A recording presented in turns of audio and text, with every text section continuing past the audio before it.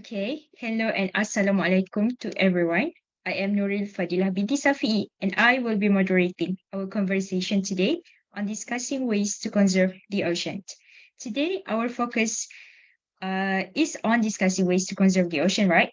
So, the Earth's oceans, which make up more than 70% of our planet's surface, are essential for life.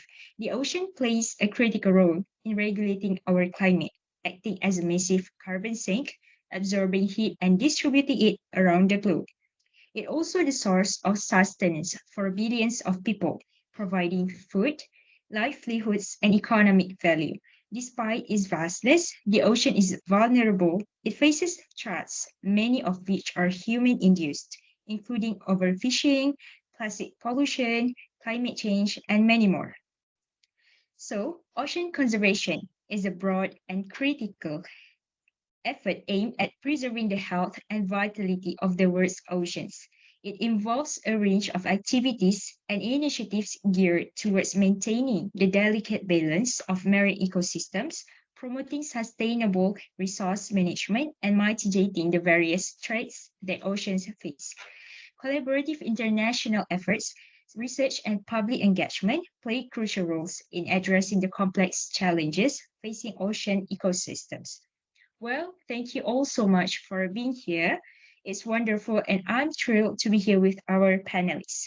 So, ladies and gentlemen, firstly, I would like to introduce all of our panelists. The first panelist is Mr. Adam Rais bin Muhammad Zaki. Hi, Mr. Adam, how are you today? Hi, I'm good today. All right, thank you, Mr. Adam. Next, our second panelist is Miss Nick Aifa binti Nick Rosdi. How have you been, Miss? I'm fine. Okay, thank you, Miss Nick. Next is the third panelist, Miss Alia Sofia binti Ismail. How are you feeling today? Hi, Miss Fadida. I'm feeling good today. All right, it's wonderful. Thank you, Miss Alia. Finally, our last panelist, Miss Nurhalisha Alia binti Abdul Halim. How was your day? Hi, I'm good. Thank you for asking. Okay, thank you, Miss Harisha. It's so great to see that all of our panelists are excited today, and so am I. So, today, numerous non-governmental organizations function as groups dedicated to protecting marine life. We will begin with Mr. Adam. So, what do you think about this and how it can help us to conserve the ocean? So, a support group dedicated to preserving marine biodiversity plays a crucial role in fostering collaboration among individuals and organizations committed to safeguarding our oceans. Serving as a dynamic platform, it facilitates the exchange of knowledge, resources, and initiatives geared towards the protection and conservation of marine ecosystems. This collaborative space not only encourages the sharing of best practices but also cultivates a sense of community that is essential for addressing the complex challenges facing our oceans.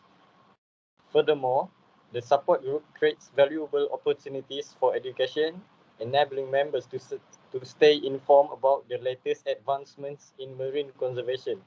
Through organized advocacy efforts, it amplifies voices calling for responsible policies and practices to ensure the sustainable management of marine resources. By promoting awareness and understanding, the group contributes to a broader global movement focused on guaranteeing the health and resilience of our oceans. Emphasizing the development of sustainable practices, this community actively engages in initiatives that promotes responsible fishing, pollution reduction, and habitat restoration. By fostering a sense of a shared responsibility, to support group empowers its members to implement tangible action that positively impact marine biodiversity. Ultimately, this collaborative effort contributes to a overarching goal of creating a healthier and more sustainable future for our oceans, reinforcing the importance of environmental stewardship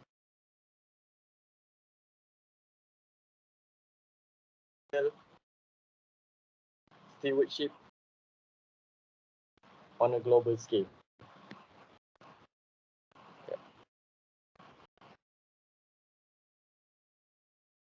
Okay. Thank you, Mr. Adam. That was wonderful in your opinion. So, as summary, what Mr. Adam said, this platform serves as a hub for both individuals and organizations to collaboratively share knowledge, resources, and initiatives dedicated to safeguarding marine ecosystems. By doing so, it actively contributes to a global movement aimed at ensuring that long-term health and resilience of our oceans. Okay, so marine protected areas are coastal and sea zones that specially limited with different legislation and regulation. So, Miss Alia, can you provide one example of marine protected areas in Malaysia and outline the benefits associated with these areas? The screen is yours.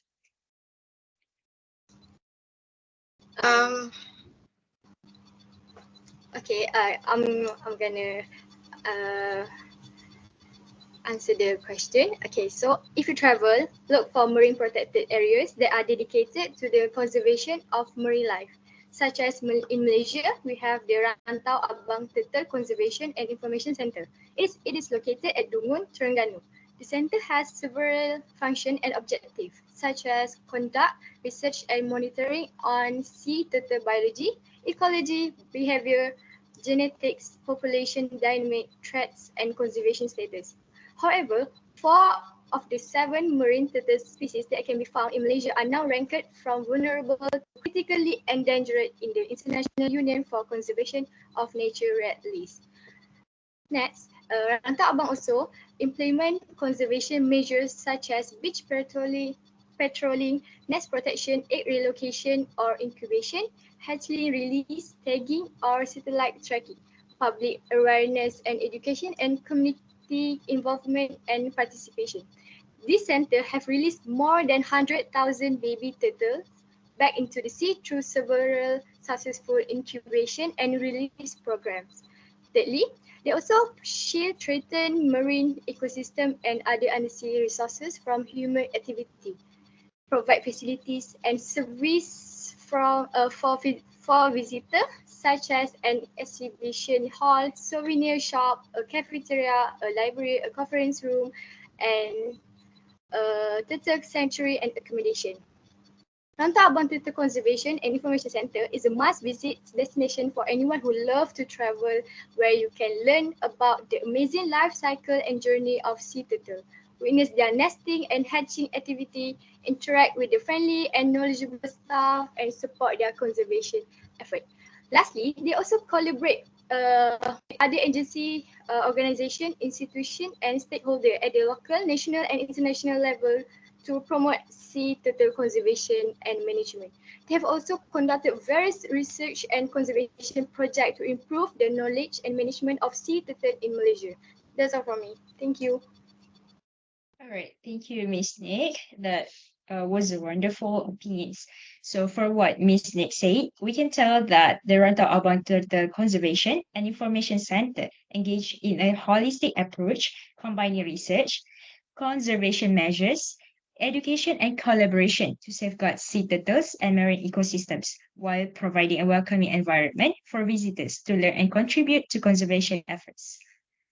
So next, I would like to ask Ms. Alia. Okay, so given the importance of raising awareness about ocean conservation, could you share specific strategies or initiatives you believe are effective in spreading the word about safeguarding ocean ecosystem?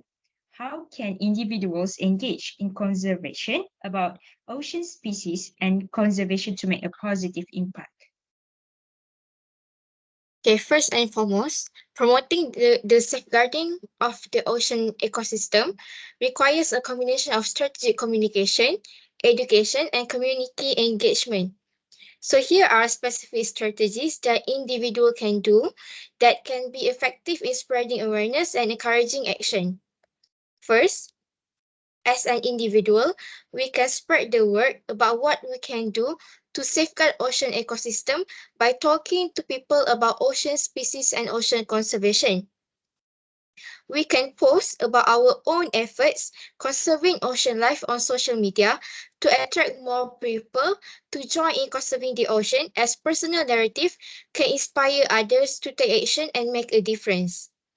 We must utilize popular social media platforms such as TikTok to share visually compelling content, infographics, and video that highlight the importance of ocean conservation.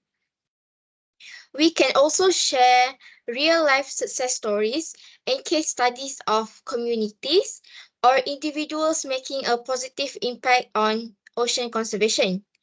Next, we can also post as many posters to spread awareness about the importance of ocean conservation on various social platforms.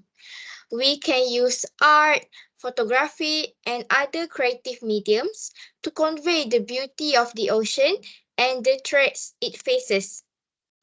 Next, as an individual, we can instill ocean literacy and sustainability education towards the young generation because a lack of exposure regarding this issue stops young people engaging with marine conservation. Maybe we can make a report or develop educational programs in school and communities to teach people about the importance of ocean, marine life, and the impact of human activities. And the last one, we can bridge scientific knowledge from the university to society by posting it on social media. Maybe university students should hold many programs sharing about ocean conservation to society. For example, Waste Management Forum, a collaboration of Project Ocean Hope with the university students to spread awareness about proper waste disposal, as studies show most waste that ends up in the ocean comes from inland sources. That's all from me. Thank you. All right. Thank you, Miss Alia. Okay, so about 60% of all plastics ever produced end up in landfills or as trash polluting our lands and oceans. Oceans act as the final receptacle for many land plastics. This is so concerning. So, Ms. Harisha, can you provide an overview of how plastic pollution affects the oceans and discuss effective methods for handling it?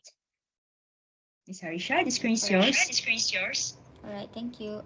For first about the overview, plastic is almost inescapable in our daily life. It used to make everything from food packaging to toiletries, clothing, furniture, computers, and car.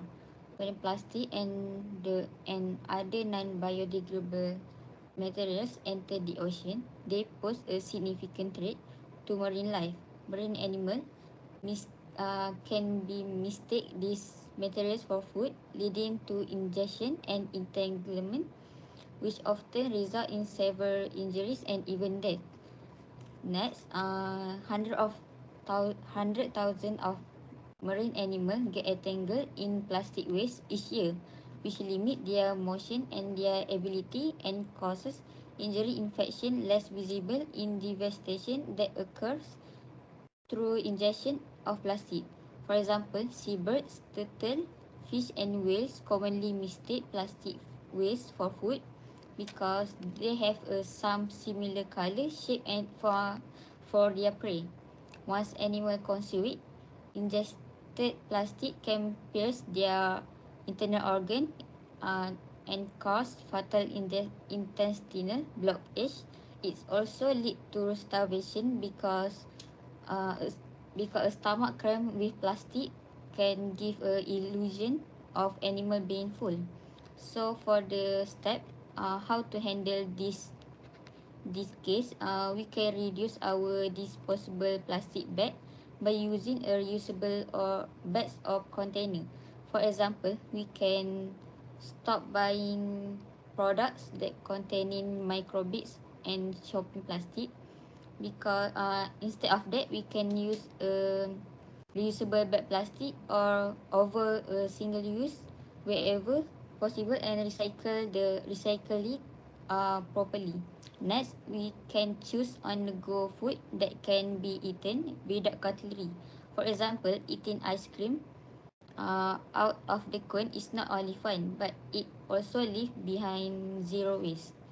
Lastly, we can buy product in bulk because when we buy the product as in a big packet, we can we can reduce the amount of plastic uses.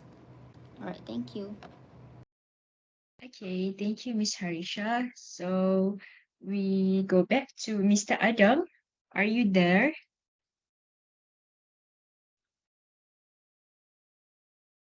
Mr. Adam, are you there? Okay, so never mind. We'll continue, Miss Nick Aifa. Okay, so the decline in tourism due to COVID-19 travel restrictions has seen an improvement in coral reef health by 2.94% in 2021.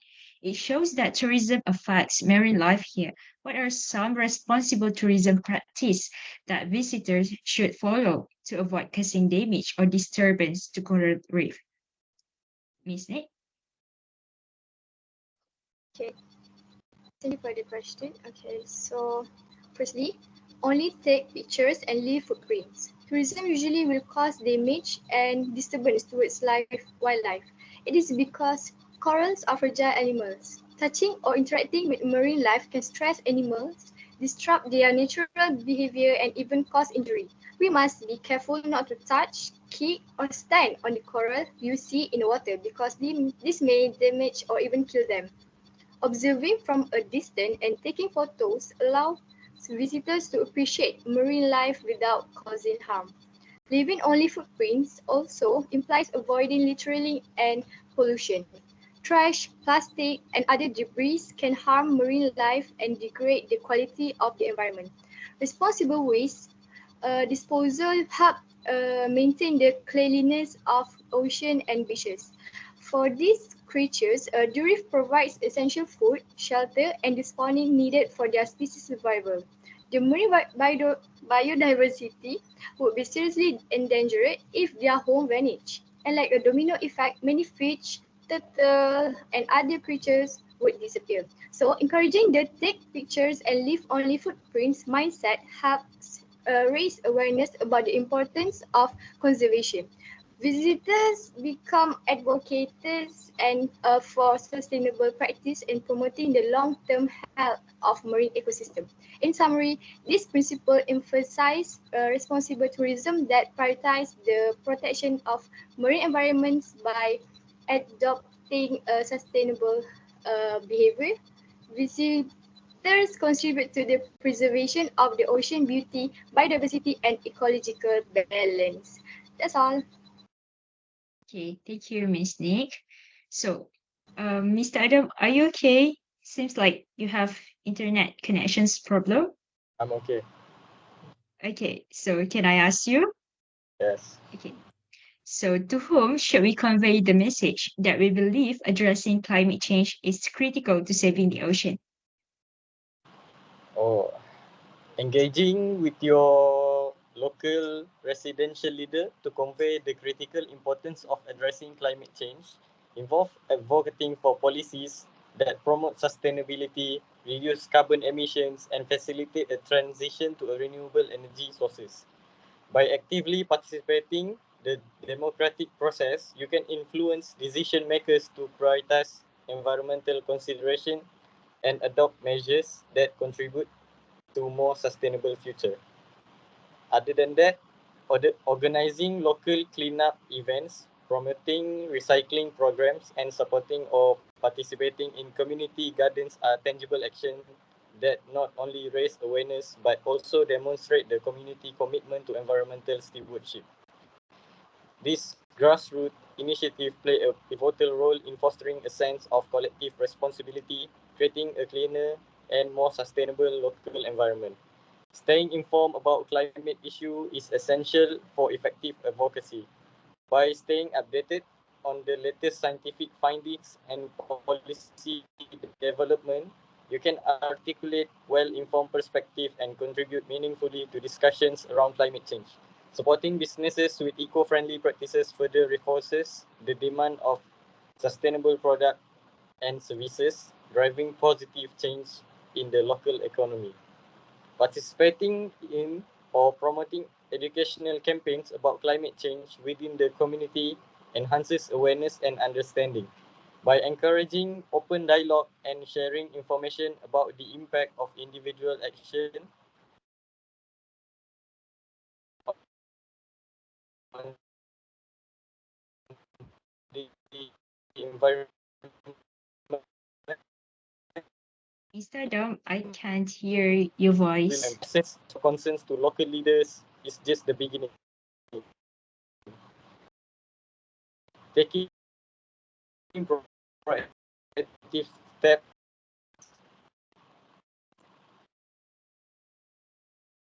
Mr. Adam, your voice not clear here. expressing your in essence, expressing your concerns to local leaders is just the beginning. Taking proactive steps such as advocating for policies, organizing events, supporting sustainable businesses, and promoting education collectively strengthens the community response to a global challenge of climate change, fostering a more resilient and environmentally responsible society. That's all. Okay, thank you, Mr. Adam. Okay, so I would like to ask Miss Alia. So your focus on promoting cleanup activities aligns with the urgent need for ocean conservation. Can you share your perspectives on how individuals and communities can actively contribute to these efforts? There are many ways individuals and communities can do to help in contributing saving the ocean. First is by promoting cleanup activities. Many organizations such as My Clean Beach and the Ocean Cleanup are working on this and creating new technology. Supporting them is a fantastic way to help save the ocean. So the first one, we can hire influencers to attend cleanup programs, especially during holiday, to attract netizens conserving the ocean. Partner with influencers, celebrities, and well-known figures who have a strong online presence to apply the ocean, as their followers are more likely to engage with and share content that comes from trusted and admired sources. By doing this, we can encourage community members to come together with their influencer for periodic cleanup days where everyone will contribute to clean up the ocean and water bodies. Next one, as an individual, we can post as many poster and clean up activities held by many organizations or notice boards at the beach during holiday, reminding them to not throw any rubbish at the beach. We can foster a culture of responsibility within our community by encouraging individuals to take ownership of their surroundings. This also will inspire a sense of pride in maintaining clean and healthy environment.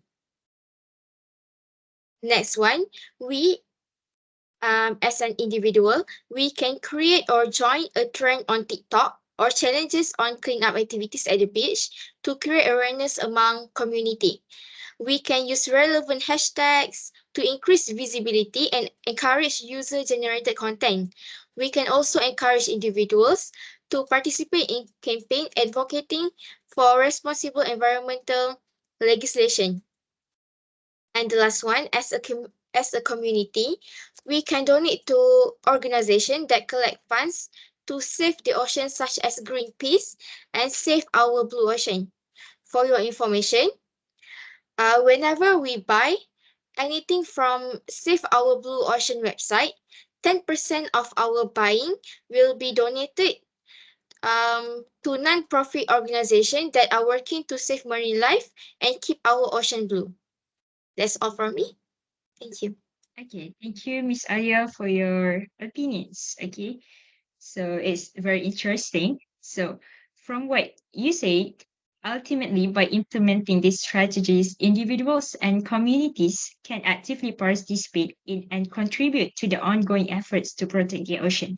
The combination of influencer engagement, visual reminders, social media promotion, and financial support creates a comprehensive approach to raising awareness and fostering a commitment to ocean conservation. Okay, so my last question will be to Ms. Harisha. Okay, for those interested in making a direct impact, can you share insights on some noteworthy beach cleanup or organizations and initiatives, both national and local, that individuals can join or support? What are some success stories or positive outcomes you have known in these efforts? Okay, first, let's talk about why beach cleanup are important.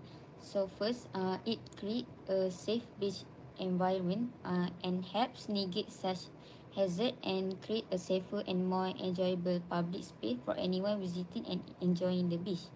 It also plays a huge role in saving marine ecosystem because the ocean provide almost 50% of the animal protein that we eat.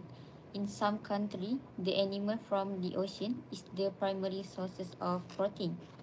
So some organization that I would like to tell you, first is Reef Check Malaysia that monitors over 200 coral reef annually around the country and is actively in reef management and conservation effort in place like Tioman in Sandakan.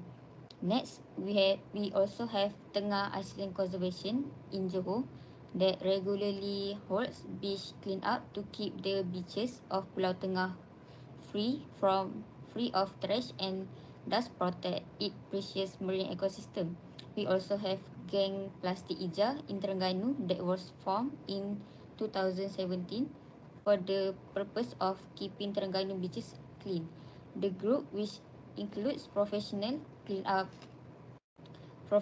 gets together every weekend to collect rubbish and clean up the beach area around Terengganu. So for the international, we have International Coastal Cleanup Day, where all the volunteers all around the world engage and encourage their community to take action by removing trash and beaches or ocean, identify the sources of the litter, inspiring change in between marine debris pollution. So for the positive outcome, uh, the one that I noticed that we as a individual that we can freely and we have no worries about going to the beach because we know that beach around in in our country are safe because of all the organization that help to clean the beach. So that's all. Thank you. All right, thank you, Ms. Harisha. Okay, so in a nutshell, marine conservation efforts involve the cooperation of everyone, such as marine protected areas, climate change, joining beach cleanup, and raising awareness of the importance of healthy oceans. The goal is to maintain the ecological balance of marine ecosystems and ensure the long-term well-being of both marine life and ocean-dependent human communities. No water, no life, no blue, no green. So with that, we are going to have to wrap our conversation. But thank you all so much for being here and sharing your opinions. And yes, have a great day. Thank you. Thank you.